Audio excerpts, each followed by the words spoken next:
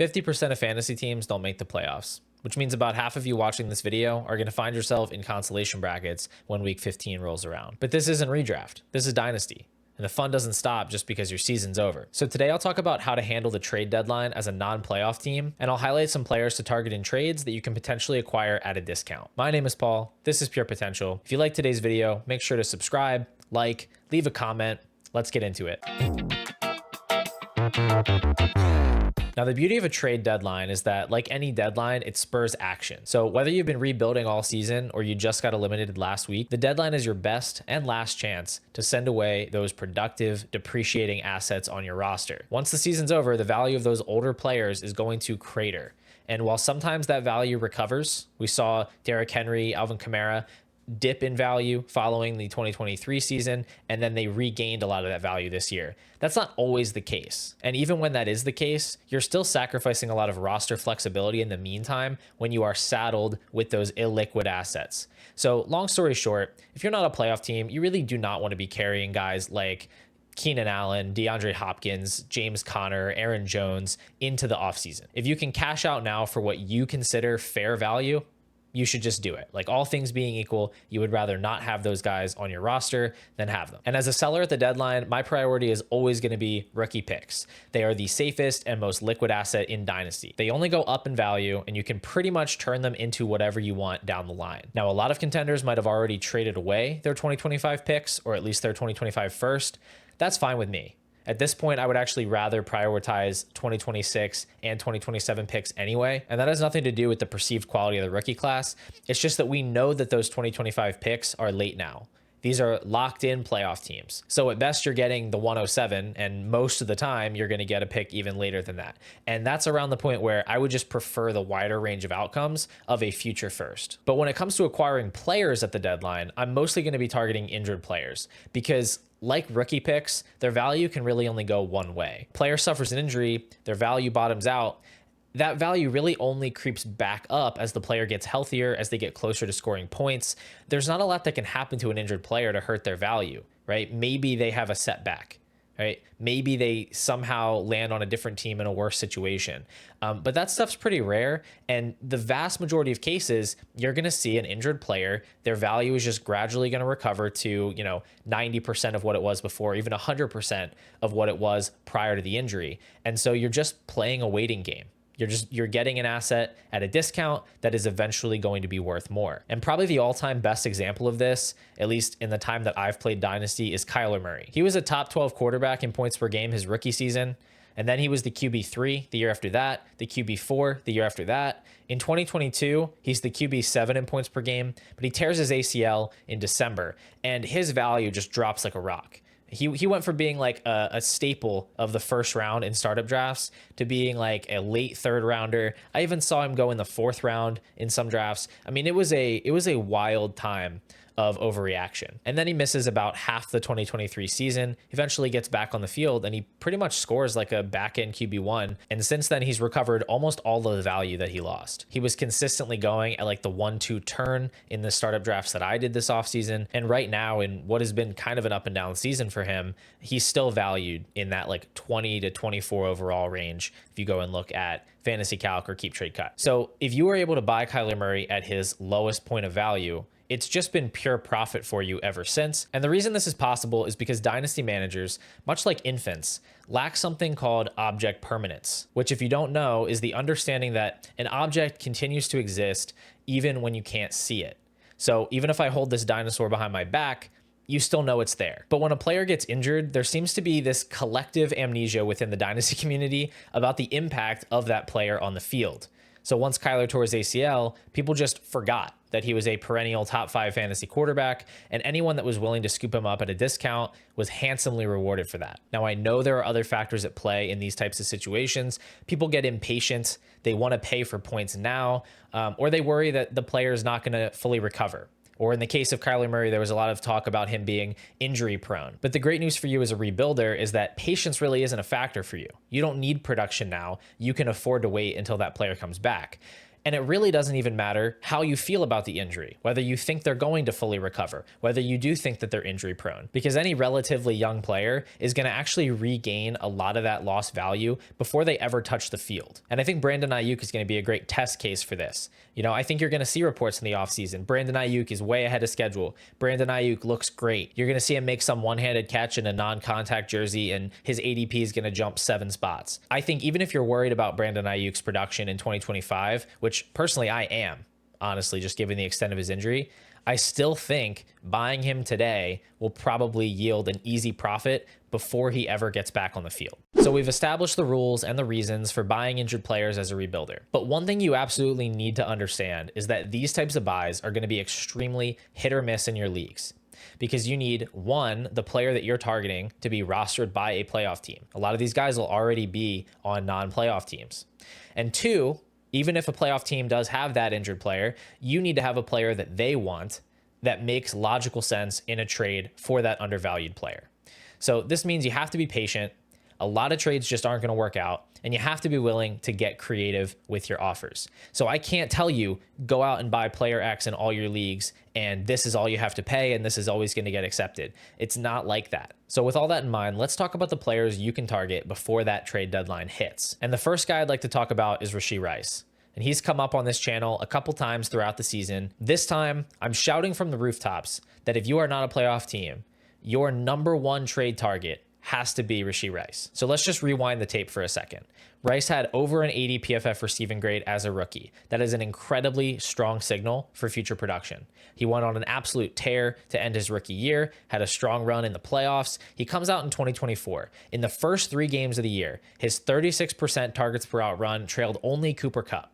He led all wide receivers in yards per out run at 3.6, and he had 21.6 points per game over those 3 games. That would be the wide receiver 2 on the season if we didn't limit anything for minimum games played. In other words, he was shaping up to be a true league winner. Back in September, he peaked at wide receiver 8 on Keep Trade Cut, and he's since dropped to wide receiver 15. And just to put that in slightly clearer terms, if he had maintained his peak Keep Trade Cut value to today, he would be sitting right in between Breece Hall and Saquon Barkley. He would be ahead of A.J. Brown, but his current Keep Trade Cut value has him behind JSN, behind George Pickens, behind Christian McCaffrey. Now, obviously, when a player suffers a season-ending injury, their value should drop to some extent. They are losing a portion of their remaining production in the NFL. You also have to wait for them to come back and produce. And holding an asset that's not producing for you, that does come with a sort of a tax, a value tax. But now, as a non-competitive team, you should be salivating at the possibility of getting Rice at this value, because you don't need him to score points for you in the fantasy playoffs. You're talking about a potential top 5 scoring wide receiver that can be had for about a mid-first. And yes, even with a likely suspension coming, I think that's an absolute steal, because based on everything I've read, he's probably only going to miss like 4 to 6 games, which means he's going to play for most of next year. He's going to be at 100% health because he didn't even tear his ACL, and he's going to be playing in the games that matter. He's going to be playing in the fantasy playoffs. So for me, he's my top priority target. He's a guy I think has a legit chance to be valued as a top 20 or 25 overall asset next season. Now, it's the same type of case for my next guy, although I'll admit the ceiling outcomes aren't quite as strong. But I still think Chris Olave is a pretty good trade target right now. He had basically the worst run out imaginable this season. You have the Saints absolutely blow the doors off their first 2 opponents so bad that they hardly throw the ball. They averaged under 20 pass attempts per game in those contests. Then he gets those 2 concussions where he plays like half of the first quarter before he leaves the game. And so you look at the season in totality, all of his metrics look pretty rough. But I'm a big believer in the talent of Chris Olave. He was another one of those wide receivers who broke the 80 receiving grade mark as a rookie. He had really good target earning numbers as a rookie, actually better than Garrett Wilson's.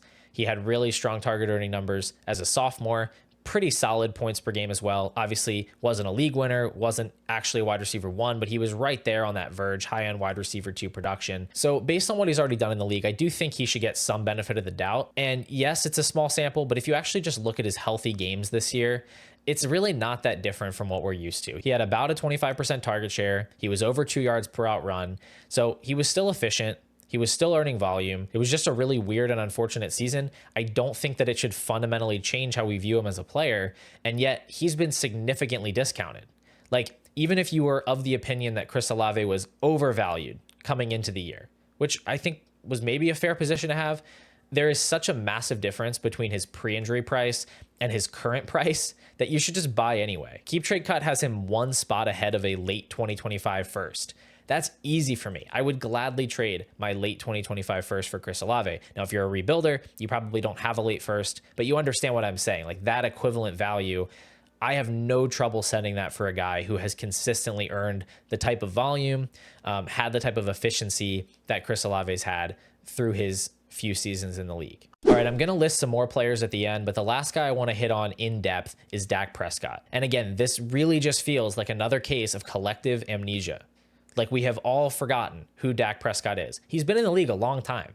And prior to 2024, his career low points per game was 17.1. That's basically what Jared Goff is scoring right now. So again, Dak Prescott's worst fantasy season over his first 8 years was basically identical to what Goff is currently scoring. And yet Dak is 40 spots behind Jared Goff on Keep Trade Cut and nearly 30 spots behind him on Fantasy Calc. I actually had to go from Keep Trade Cut to Fantasy Calc just to check where Dak was ranked because it was so insane. And it is a little bit better over there, but it's still far too low. To me, this is just a glaring inefficiency in the market. And there's no better trade target in Dynasty right now if you need a quarterback or you just like to gain a little bit of free value. To be able to flip quarterbacks like Baker Mayfield, Jared Goff, Bo Nix, and get Dak Prescott with a plus on top, potentially a very significant plus on top, that just feels like free money to me. And then you look at it from the other end, if you've got a lower tier quarterback like a Sam Darnold, a Geno Smith, Kirk Cousins, it seems like you can get from those guys into Dak with a very minimal add. And so if you see a playoff team that has Dak Prescott, maybe the quarterback behind them is a weaker option. Maybe it's like Aaron Rodgers or Russell Wilson or something. You might have some very good leverage to go and trade them one of your quarterbacks and then get Dak Prescott at a significant discount. Now, just to prevent this video from being an hour long, here are some other players that I think are currently undervalued due to injury or other circumstances that I think are likely going to be more valuable in the offseason. So these are your trade targets: Rashid Shaheed, Chris Godwin, Christian Kirk, Hollywood Brown, Brandon Aiyuk. These are just all in the same bucket. These are players that are still in their prime, all wide receivers actually, still in their prime, that have season-ending injuries, that once the season is over, people are going to be more interested in investing in. They are going to regain value ahead of the 2025 season. So now is the time that you can grab them on the cheap. And then in terms of players that are not injured, but I do think are undervalued and have a good chance to regain some value, I would look at Trey Benson, who, yeah, right now he's trapped behind James Conner. But he's an interesting rookie running back. He had third-round draft capital. He's looked pretty decent in his limited run. James Conner's a free agent after the year. It's not impossible to think that he could be leading up that backfield next year. Travis Etienne is another guy that I would be looking at. He's had kind of like Chris Olave, just a nightmare run this year where the offense has been dysfunctional. He's picked up some nagging injuries. And then there was the whole Tank Bigsby thing where people were like actually unironically saying that Tank Bigsby was going to be the starter. That's not the case. I think Jacksonville is going to get an entirely new coaching staff next year. Travis Etienne's under contract with that 5th-year option. I think he's going to be leading the backfield in an offense that can't possibly be worse than this year's version. So I like getting in on him on the cheap. And then finally, Deontay Johnson. And I can't pretend to understand what's going on with him in Baltimore, why they traded for him, and they're not letting him run routes. Honestly, my sneaking suspicion is they saw an opportunity to get a player basically for free that can walk in free agency next year, and they're going to get a free comp pick for it. Nothing I've seen from Deontay Johnson in his career would lead me to think that he's a bad wide receiver. Even just earlier this season, he was commanding volume from Andy Dalton. He was a very startable fantasy asset. And while I don't think he's an elite real life receiver, I don't think he's necessarily going to get a massive contract. I'd be pretty surprised if he's not a starter on some NFL team next year. And his track record shows when he's on the field, he gets targeted. And at this point, his value is so low. I mean, you can get him for a bag of chips. So get him thrown into a trade. Just wait, see what happens, see where he lands in free agency. I really, really, really don't think he's going to be back on the Ravens. So it can really only get better from here. Anyway, that's going to do it for today, guys. As always, thanks so much for watching today. Thank you for supporting the channel. If you enjoy my Dynasty content, please go ahead and hit that subscribe button down below. It really means a lot to me. And if you want to see even more Dynasty content, if you're interested in my top 200 Dynasty rankings, my weekly members only live streams, and constant communication with me through the members only chat in Discord, go ahead and hit that join join button down below, become a YouTube member today, and get access to all of those perks as well. Either way, I'll be back soon with another Dynasty video. Hope I'll see you then.